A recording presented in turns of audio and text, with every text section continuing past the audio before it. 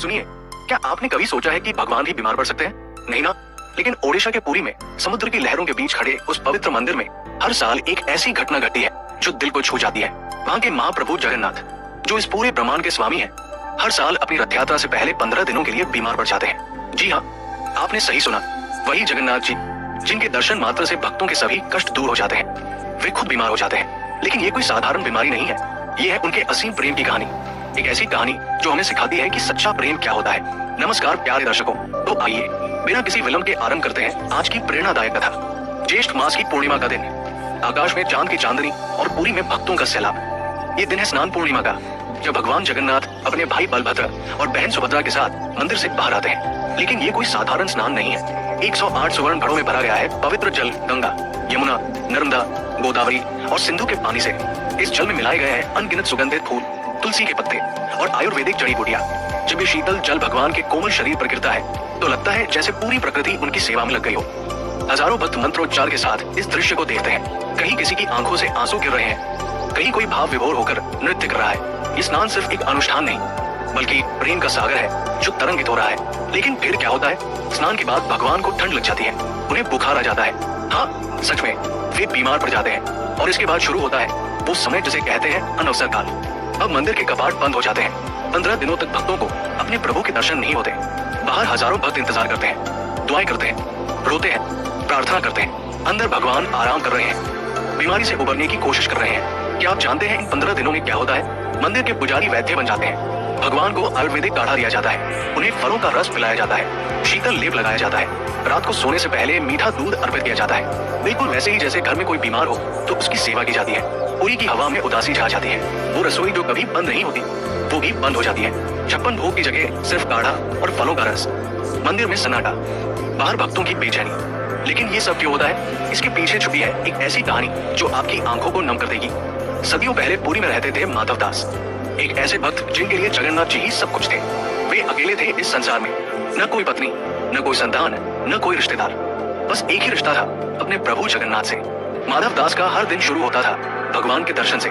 वे घंटों मंदिर में बैठकर भजन करते, प्रभु से बातें करते, जैसे कोई अपने सखा से करता है। और आश्चर्य की बात ये थी कि भगवान भी उनसे बातें करते थे। हाँ, सच में वे उनके साथ खेलते, हंसते, यहाँ तक कि शरारतें भी करते थे। माधव दास की खुशी का कोई ठिकाना नहीं था। वे कहते थे, मेरे पास ही तो सब कुछ है, मेरे जगन्नाथ है ना, वे मेरी रक्षा करेंगे, मेरी सेवा करेंगे। और सच में भगवान की कृपा से उन्हें कभी किसी चीज की कमी नहीं हुई। लेकिन एक दिन सब कुछ बदल गया। माधव दास को अचानक से बहुत तेज बुखार आया। दस्त उल्टी शुरू हो गई। बुखार इतना तेज था कि वे बिस्तर से उठ भी नहीं पा रहे थे।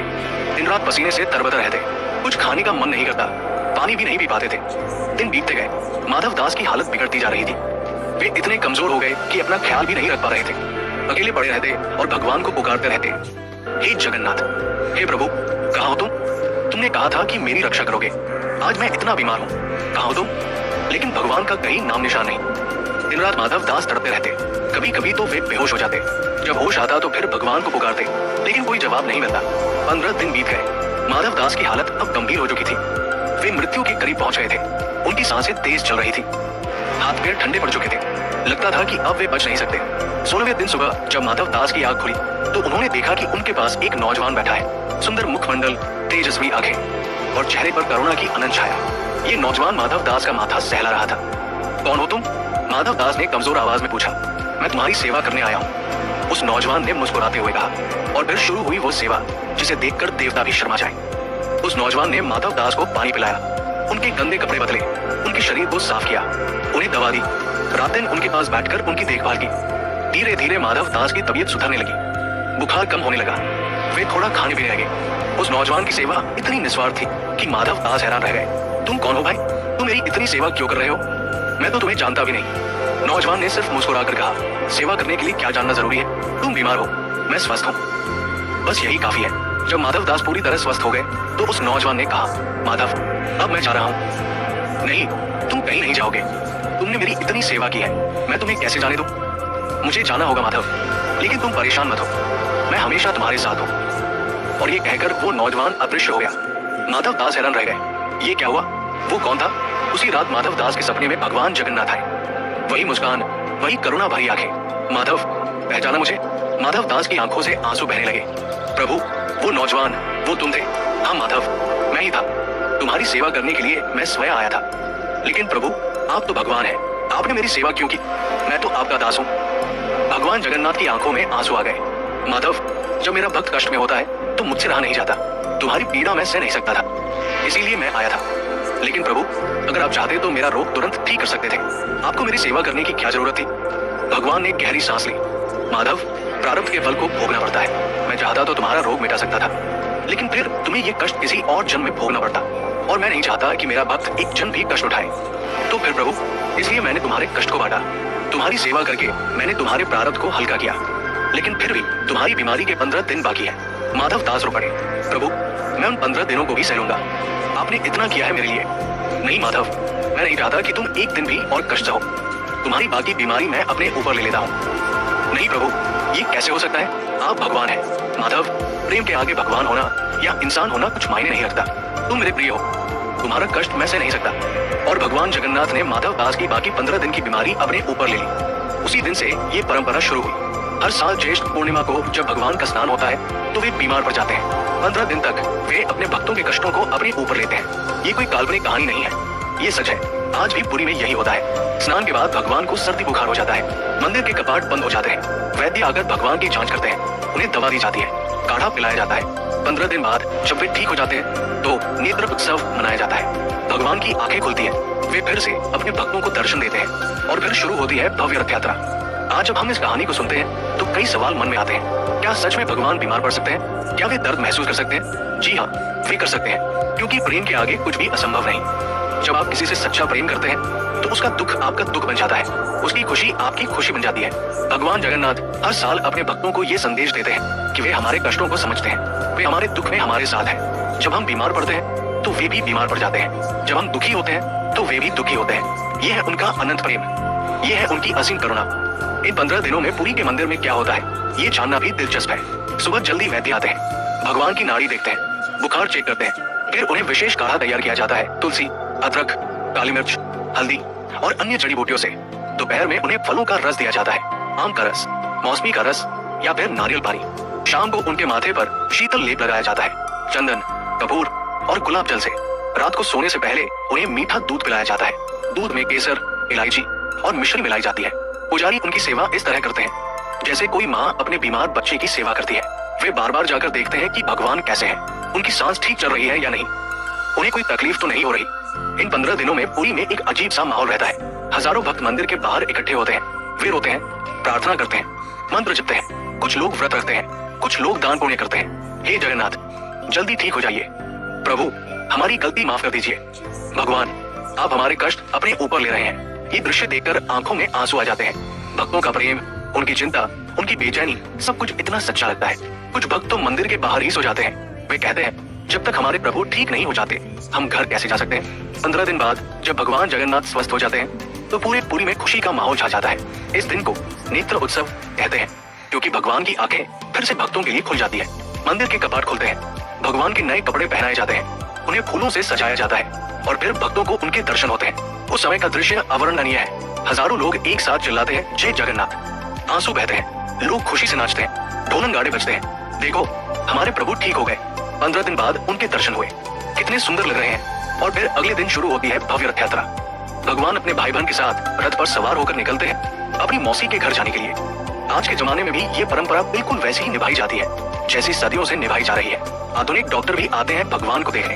वे कहते हैं कि वास्तव में मूर्ति के तापमान में बदलाव होता है, उनके चेहरे पर थकान दिखाई देती है। ये कैसे संभव है? विज्ञान के पास इसका कोई जवाब नहीं, लेकिन श्रद्धा और विश्वास के पास जवाब है, प्रेम के पास जवाब है।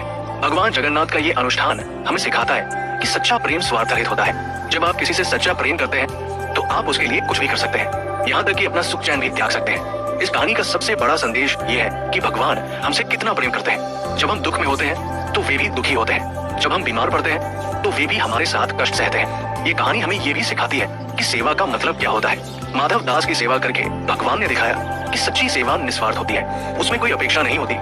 और सबसे बड़ी बात यह है कि ये कहानी हमें बताती है कि हमारे कष्ट व्यर्थ नहीं जाते। भगवान हमारे हर दुख को देखते हैं, समझते हैं और उसे अपने ऊपर ले लेते हैं। आज जब हम अपने जीवन में कष्ट आते देखते हैं तो हमें याद रखना चाहिए कि हमारे जगन्नाथ जी हमारे साथ हैं। वे हमारे दुख में हमारे साथ दुखी होते हैं, हमारी पीड़ा को अपने ऊपर लेते हैं। हर साल जब वे बीमार पड़ते हैं तो वे हमें याद दिलाते हैं कि वे हमारे कष्टों को भूले नहीं हैं। वे आज भी उसी तरह हमारी चिंता करते हैं जैसे माधव दास की करते थे। ये है जगन्नाथ जी का प्रेम, ये है उनकी करुणा, ये है उनका वो वादा जो वे आज तक निभा रहे हैं। जब भी आप कष्ट में हो, दुखी हो, परेशान हो, तो याद रखिए कि पुरी में बैठे आपके जगन्नाथ जी आपकी चिंता कर रहे हैं। वे आपके दुख को अपने ऊपर लेने के लिए तैयार हैं। जैसे उन्होंने माधव दास के लिए अपना स्वर्गीय सुख त्याग दिया था, वैसे ही वे आपके लिए भी कुछ भी करने को तैयार है। बस आपकी श्रद्धा सच्ची होनी चाहिए, आपका प्रेम निस्वार्थ होना चाहिए। आज भी जब स्नान पूर्णिमा का दिन आता है तो पुरी में एक अजीब सा रहस्य घटित होता है। वैज्ञानिक इसे समझाने की कोशिश करते हैं, लेकिन श्रद्धा इससे कहीं ऊपर की चीज है। भगवान जगन्नाथ की मूर्ति में वास्तव में तापमान का बदलाव होता है। जो लोग उन्हें छूते हैं वे बताते हैं कि उनका शरीर गर्म हो जाता है, जैसे बुखार में होता है। उनके चेहरे का रंग भी बदल जाता है, आंखें थक जाती है। ये कैसे संभव है? एक पत्थर की मूर्ति में ये लक्षण कैसे आ सकते हैं? पुजारियों का कहना है कि ये भगवान की लीला है। वे सच में अपने भक्तों के कष्ट अपने ऊपर लेते हैं। उनका शरीर इसलिए गर्म होता है क्योंकि वे हजारों लोगों की पीड़ा को सह रहे होते हैं। हर साल इन 15 दिनों में एक खास बात होती है। जो भक्त मंदिर के बाहर प्रार्थना करते हैं उनकी मनोकामना हो जाती है। कैंसर के मरीज ठीक हो जाते हैं, बांझ औरतों को संतान प्राप्त होती है, परीक्षा में फेल होने वाले बच्चे पास हो जाते हैं। एक भक्त बताता है, मेरी माँ को कैंसर था, डॉक्टरों ने जवाब दे दिया था। उस साल अनवसर काल में मैं रोज मंदिर के बाहर बैठकर रोता था। मैं कहता था, प्रभु आप मेरी माँ का दुख अपने ऊपर ले लीजिए। 15 दिन बाद जब भगवान ठीक हुए तो मेरी माँ भी ठीक हो गई। एक और भक्त कहता है, मेरा बेटा 5 साल से बोल नहीं पा रहा था। मैंने अनवसर काल में व्रत रखा, भगवान से कहा कि वे मेरे बेटे की तकलीफ अपने ऊपर ले लें। नेत्र उत्सव के दिन जब मंदिर के कपाट खुले तो मेरे बेटे ने पहली बार जय जगन्नाथ कहा। ये सिर्फ कहानियां नहीं है, ये वास्तविक अनुभव है उन लोगों के जिन्होंने भगवान जगन्नाथ की करुणा को महसूस किया है। इन 15 दिनों में पुरी का पूरा माहौल ही बदल जाता है। यहाँ के स्थानीय लोग बताते हैं कि हवा में एक अजीब सी शांति छा जाती है, समुद्र की लहरें भी धीमी हो जाती है। पुरी के पुराने निवासी बताते हैं कि माधव दास की आत्मा आज भी वहाँ भटकती है। वे कहते हैं कि अनवसर काल के दिनों में एक बुजुर्ग व्यक्ति मंदिर के आसपास दिखाई देता है। वो भगवान के लिए रोता है, उनकी चिंता करता है। ये माधव दास की आत्मा है। वे कहते हैं वो आज भी अपने प्रभु की सेवा कर। भगवान जब बीमार पड़ते हैं तो वो उनके पास आ जाता है। ये सुनकर रोंगटे खड़े हो जाते हैं। प्रेम इतना गहरा हो सकता है कि मृत्यु के बाद भी वो समाप्त न हो। एक पुजारी बताता है, मैंने कई बार देखा है रात के समय जब हम भगवान की सेवा करते हैं तो लगता है जैसे कोई और भी वहां है, कोई और भी भगवान का माथा सहला रहा है। 15 दिन बाद जब भगवान ठीक हो जाते हैं तो पूरी दुनिया में खुशी छा जाती है। रथ यात्रा का दिन आता है। 3 विशाल रथ तैयार किए जाते हैं, भगवान जगन्नाथ के लिए, बलभद्र जी के लिए और सुभद्रा जी के लिए। ये यात्रा सिर्फ एक उत्सव नहीं है, ये जीत का जश्न है। प्रेम की जीत, करुणा की जीत, अच्छाई की जीत। लाखों लोग आते हैं इस यात्रा में भाग लेने। वे रथ खींचते हैं, नाचते हैं, गाते हैं, रोते हैं खुशी से। हमारे प्रभु ठीक हो गए, वे फिर से हमारे साथ हैं। प्रेम की जीत हुई है। ये दृश्य इतना भावुक होता है कि देखने वाले की आंखों से आंसू निकल आते हैं। रथ यात्रा में भगवान जाते हैं गुंडीचा मंदिर। ये उनकी मौसी का घर माना जाता है। यहाँ की कहानी भी दिलचस्प है। कहते हैं कि भगवान की मौसी गुंडीचा उनसे बहुत प्रेम करती थी। जब भगवान बीमार पड़ते थे तो वो बहुत परेशान हो जाती थी। वो रोती थी, उनके लिए प्रार्थना करती थी। एक बार उसने भगवान से कहा, प्रभु आप हर साल बीमार क्यों पड़ते हैं? मुझसे आपकी बीमारी नहीं देखी जाती। भगवान ने मुस्कुराकर कहा, मौसी ये मेरे भक्तों के लिए है, लेकिन चिंता मत करो, जब मैं ठीक हो जाऊंगा तो तुम्हारे घर आऊंगा। तब से ये परंपरा है कि भगवान अपनी बीमारी के बाद मौसी के घर जाकर विश्राम करते हैं। वहाँ वे 9 दिन रहते हैं। मौसी उनकी सेवा करती है, उन्हें स्वादिष्ट भोजन कराती है। ये है रिश्तों का प्रेम, ये है पारिवारिक स्नेह। भगवान भी हमारी तरह रिश्ते नाते निभाते हैं। 9 दिन बाद भगवान वापस अपने मूल मंदिर लौटते हैं। इस यात्रा को आहोड़ा यात्रा कहते हैं। ये यात्रा भी उतनी ही भावुक होती है। भक्त कहते हैं, प्रभु अब घर वापस जा रहे हैं, वे अपने भक्तों के पास वापस आ रहे हैं। लेकिन इस यात्रा में एक दुख भी होता है। भगवान फिर से 1 साल बाद बीमार पड़ेंगे, फिर से 15 दिन का इंतजार होगा। अगले साल भी यही होगा। भक्त सोचते हैं, प्रभु फिर से हमारे दुख अपने ऊपर लेंगे। ये चक्र निरंतर चलता रहता है। हर साल बिना रुके, बिना थके। पुरी के मंदिर का महाप्रसाद दुनिया भर में प्रसिद्ध है, लेकिन अनवसर काल में ये प्रसाद नहीं बनता। क्यों? पुजारी बताते हैं, जब भगवान बीमार होते हैं तो वे भोजन नहीं कर सकते, इसलिए रसोई बंद हो जाती है। लेकिन 16वें दिन जब भगवान ठीक हो जाते हैं तो पहला प्रसाद बनता है पना का। ये एक खास पेय होता है, दही, गुड़, केला और नारियल से बना। इस प्रसाद की खासियत यह है कि ये तुरंत ठीक कर देता है। जो भक्त इसे पीते हैं उनकी सभी बीमारियां दूर हो जाती हैं। ये वही प्रसाद है जो भगवान अपनी बीमारी के बाद खाते हैं। पुजारी कहते हैं इसमें वो शक्ति है जो सभी रोगों को हरा देती है। ये परंपरा सिर्फ धार्मिक नहीं है, ये एक सामाजिक आंदोलन है। ये लोगों को संवेदनशील बनाती है, एक दूसरे की परवाह करना सिखाती है। पुरी में इन 15 दिनों में अपराध की दर शून्य हो जाती है। कोई झगड़ा नहीं करता, कोई चोरी नहीं करता, सभी एक दूसरे का ख्याल रखते हैं। जब हमारे भगवान बीमार है तो हम कैसे बुरा काम कर सकते हैं? लोग कहते हैं यह है धर्म की असली शक्ति, ये लोगों को अच्छा इंसान बनाता है। भगवान जगन्नाथ का ये अनुष्ठान हमें सिखाता है कि प्रेम में त्याग होता है, प्रेम में कष्ट सहना पड़ता है, प्रेम में अपनी खुशी दूसरों की खुशी के लिए कुर्बान करनी पड़ती है। लेकिन ये कष्ट कोई बोझ नहीं है, ये खुशी है, ये संतुष्टि है, ये वो अनुभव है जो जीवन को सार्थक बना देता है। प्रिय साथियों, इस कथा के बारे में आपके विचारों का हमें बेसब्री से इंतजार रहेगा।